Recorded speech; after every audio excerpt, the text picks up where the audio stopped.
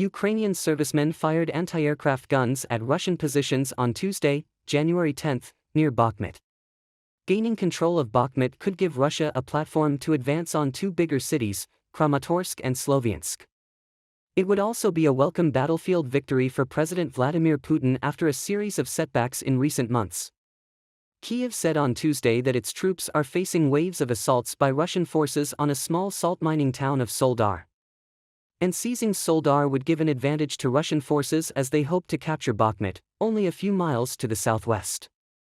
Serhiy Cherevity, a spokesperson for Ukraine's eastern forces, said the Russians were deploying their best Wagner fighters at Soledar, which had been struck 86 times by artillery over the past 24 hours.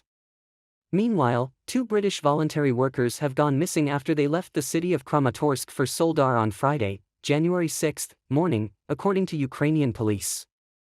Authorities said on Monday, January 9, they were now looking for them. NATO Secretary-General Jens Stoltenberg on Tuesday, January 10, said Russia was mobilizing more troops for the war in Ukraine and should not be underestimated.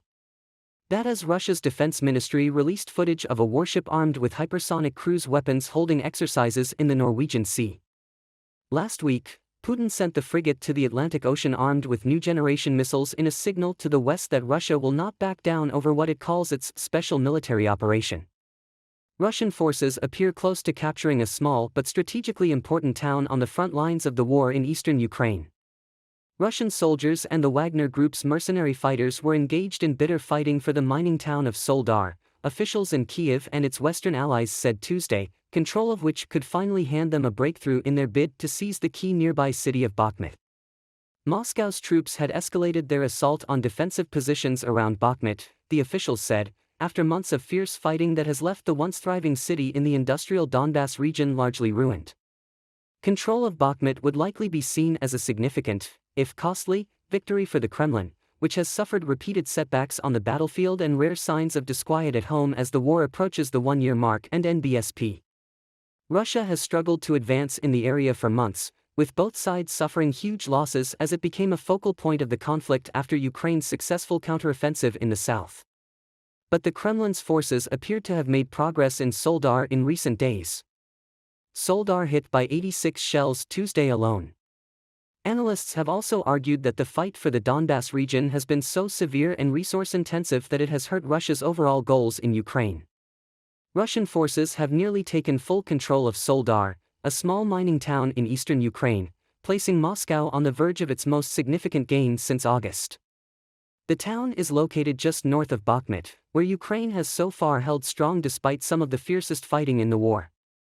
In the past few days, Ukrainian troops in Soledar were defending against a vigorous assault from the Russian mercenary company Wagner Group, and fierce fighting was reported in the town's administrative center on Monday.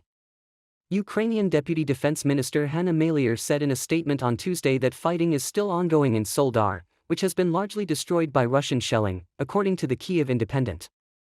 Russia is likely to use Soledar in its effort to surround Bakhmut, which is roughly 6 miles away, and to disrupt Ukrainian lines of communication, UK intelligence said. Seizing Bakhmut would allow Russia to advance onto other key locations in the eastern province, which Putin illegally annexed last year. Russia seized thousands of square miles in the region early in the war, launched in February, but has lost swathes of territory to Ukrainian counteroffensives in recent months. Russia last made territorial gains in August, according to a Washington Post tracker. Russian strikes hit eastern Ukraine's city of Kharkiv late Tuesday, the regional governor said, just hours after a surprise visit by the German foreign minister with her Ukrainian counterpart. Annalena Baerbock vowed further German support for Kyiv on her unannounced trip, but Ukraine's top diplomat Dmytro Kuleba said Berlin's refusal to send his country battle tanks was costing lives. German Chancellor Olaf Scholz recently agreed to provide to Ukraine Marder infantry fighting vehicles long sought by Kyiv in its battle against Russia's invasion.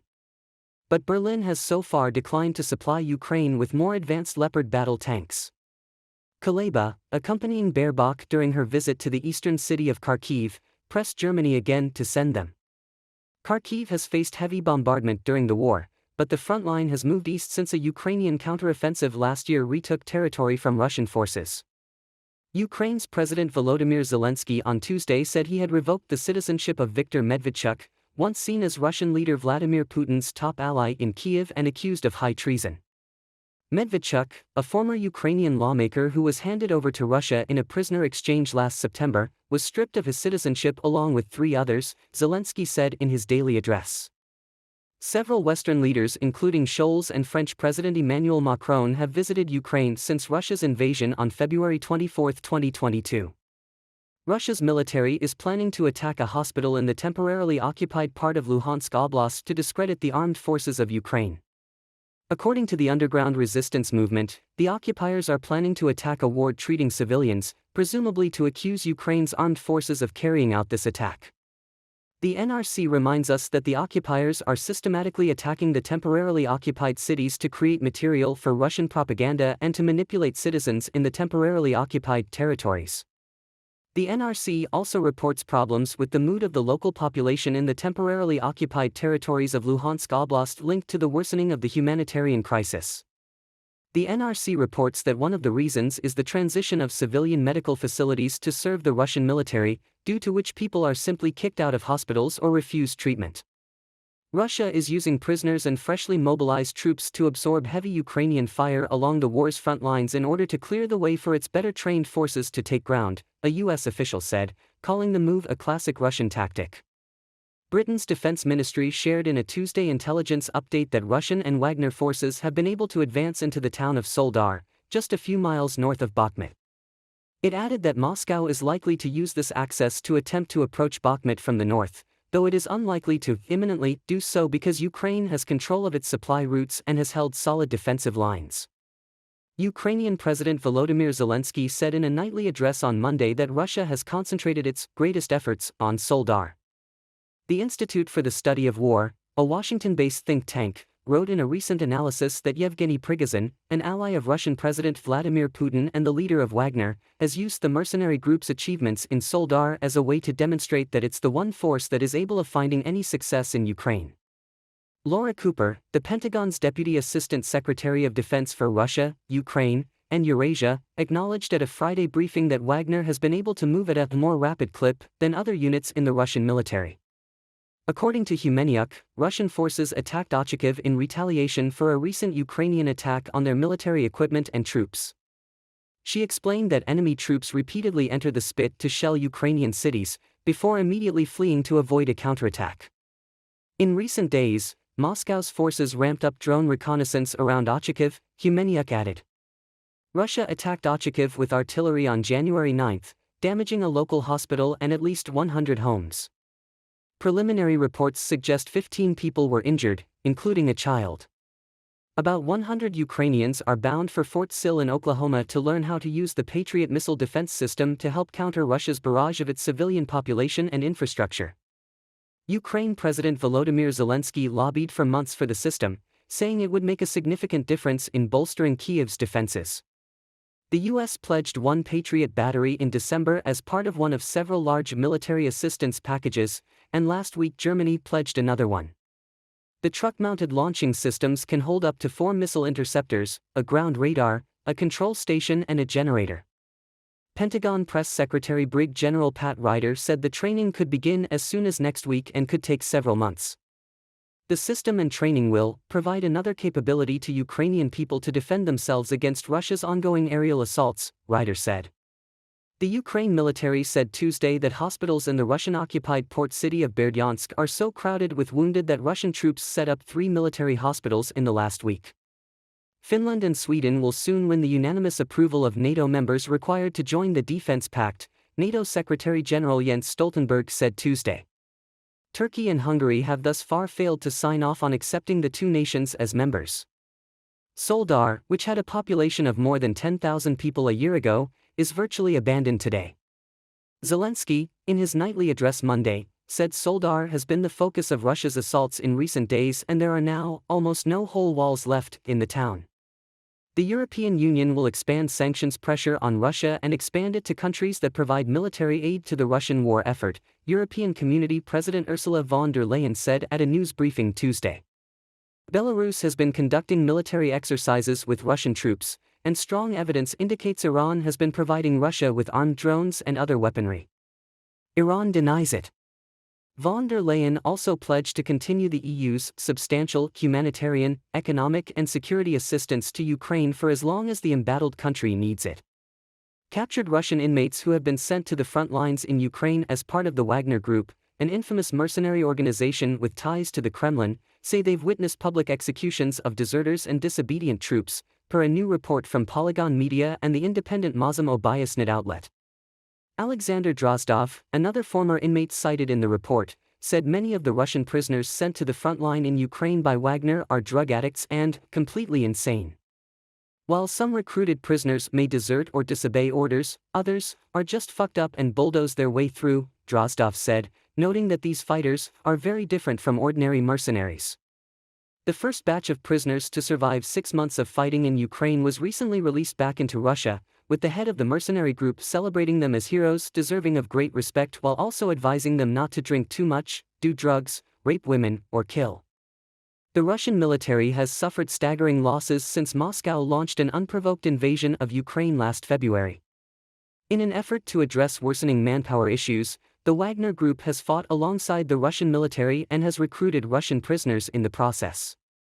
A senior U.S. military official told reporters on Monday that prisoners and other recently mobilized troops are being used by Russia to take the brunt of Ukrainian fire on the front line to clear a path for better-trained forces amid heavy fighting in the country's east. Russian forces have been pushing hard to take the city of Bakhmut in the Donetsk region and have managed to make some advances into the nearby town of Soledar in recent days, according to assessments from the U.S. military and British Defense Ministry. President Vladimir Putin's defense minister vowed on Tuesday to build a deeper arsenal of weapons, bolster aviation technology to better evade air defenses and improve drone production after a series of battlefield humiliations in Ukraine. Since Putin sent troops into Ukraine on February 24, the once mighty army of a former superpower has been repeatedly outwitted and outmaneuvered by the smaller Ukrainian army, which is supported by the United States and its European allies. The conflict has turned into a grinding war of attrition that has killed and wounded tens of thousands of soldiers on both sides as well as Ukrainian civilians, though there is no end in sight and both sides are rearming as fast as they can. Defense Minister Sergei Shoigu told top generals that to renew the army they would have to take account of the experience of fighting in the Syrian civil war, where Russia intervened on the side of President Bashar al-Assad, and in Ukraine. Putin, after meeting the mothers of dead soldiers, ordered Shoigu on January 2 to prepare a report on how military units are supplied, with details about weapons and equipment as well as proposals on how to improve the defense ministry's work. Shoigu said Russia would continue to develop its nuclear triad of ballistic missiles, submarines, and strategic bombers because such weapons were the main guarantee of its sovereignty. Shoigu said Russia would pay particular attention to the Air Force, build up its overall strike capabilities and improve command, communication, and training. Shoigu also said the military commissariats, which are responsible for drafting soldiers, needed to be modernized. After Putin ordered on September 21 what he cast as a partial mobilization, Russia's first since World War II, around 300,000 additional men were drafted, though several hundred thousand more Russian men fled abroad to avoid being called up. These sources at different times told FT that Beijing had not been informed about Putin's plans before he ordered the assault, despite the Russian and Chinese leaders' joint announcement of a no limits to Sino-Russian cooperation, no forbidden zones, just 20 days before the start of the full-scale invasion. According to the FT, while Putin hinted that Russia may conduct a limited military operation, ostensibly to protect Russian territory, Beijing did not believe that to mean a full war. The outlet wrote that despite the official narrative of bilateral cooperation, privately, a number of China officials express a certain distrust of Putin. Deputy Foreign Affairs Minister and the major Russian expert Liu Cheng was demoted due to the lack of understanding of the current situation and his inability to predict the Russian invasion of Ukraine. China has refrained from outright official criticism of Russia's full-scale invasion of Ukraine. However, at the G20 leaders' summit Xi Jinping allegedly came out firmly against usage of nuclear weapons and stood for de-escalation and immediate ceasefire. At the same time, media outlets in China commonly repeat Russian narratives wholeheartedly, and Chinese social media users often echo Russian propaganda about Ukraine. Moscow has threatened to seize all property and finances from businesses in occupied areas in Ukraine that refuse to abide by a recent ruble mandate. Russia ordered all companies and local businesses to conduct sales using the Russian currency in an attempt to ban the Ukrainian hryvnia earlier this month, according to Ukraine's National Resistance, a website created by Ukraine's armed forces in March to alert citizens on updates relating to the war. Russian forces have apparently been able to more successfully force larger companies to abide by the ruble order, though smaller businesses continue to resist. Kyiv urged citizens and businesses still in occupied areas like Luhansk, Zaporizhia, Donetsk and Kherson to evacuate to safely evade Russian repercussions. Kyiv has said it will look to oust Russian forces and end the near 11-month war by the end of 2023.